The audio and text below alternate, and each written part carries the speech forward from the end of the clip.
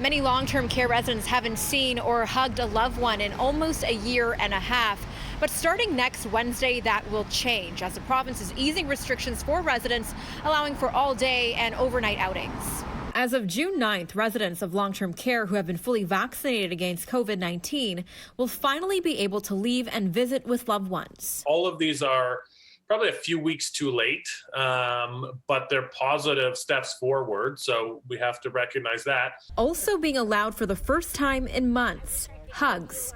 I wish I could give you a real one. Regardless of vaccination status of the resident and visitors. The ability to have this liberty and also now the ability to have physical touch. These are things that every human being needs, regardless of whether they're a long-term care resident, they have dementia, whether they have advanced illness. And so we are, I would say, restoring humanity, restoring basic human needs. Part of the changes includes those with mobility limitations, and other health conditions will be allowed to have one visitor indoors as well as an essential caregiver.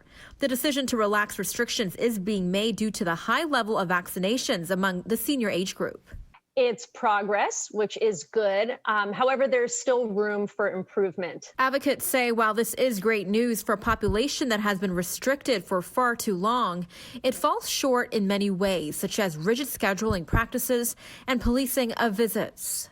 I'm still hearing from homes and from families that can only see their loved one, one time a week for up to 45 minutes. And, it takes days in order for them to schedule that, weekly appointment. So this is not exactly the kind of visitation that we want. And we hope that there would be more continuity across the sector. Experts say with most long-term care residents fully vaccinated since March, expanded visitation and outings should have been in place months ago, saying the longer we wait to bring back normalcy to the lives of these residents, the more detrimental it will be to their overall health.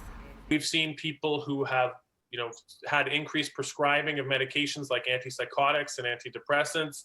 So yes, this has had a wide-ranging impact on the physical, mental, and cognitive well-being of these long-term care residents. What would that mean for these residents, some of which haven't even left their homes in almost a year and a half?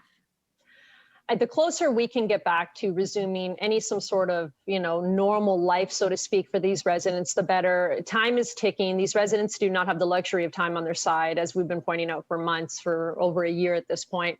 Every day matters.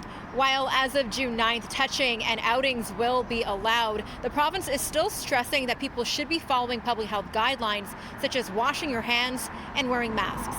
Nakhavoly, City News.